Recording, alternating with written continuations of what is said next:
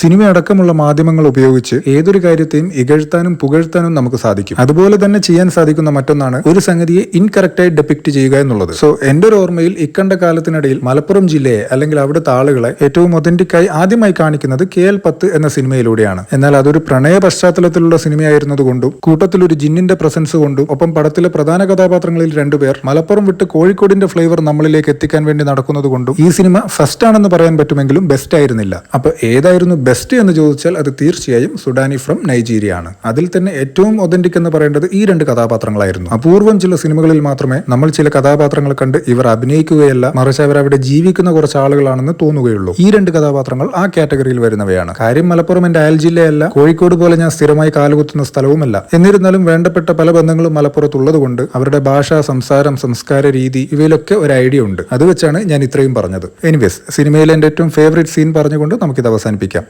ഈ ഒരു രംഗം ജീവിതത്തിൽ ഏറ്റവും മോശപ്പെട്ട സംഗതികളിൽ ഒന്നാണ്. ഒരു വീടിനകത്ത് ഒരു കുടുംബത്തിനകത്ത് രണ്ട് അജ്ഞാതർ താമസിക്കുന്നത്. സോ ജീവിതത്തിലാണെങ്കിലും ഇനിയല്ല സിനിമയിലാണെങ്കിൽ കൂടി അങ്ങനെയുള്ള ഒരു അതിർവരമ്പ് മാഞ്ഞു പോകുന്നത് കാണാൻ നല്ല ഭംഗിയാണ്.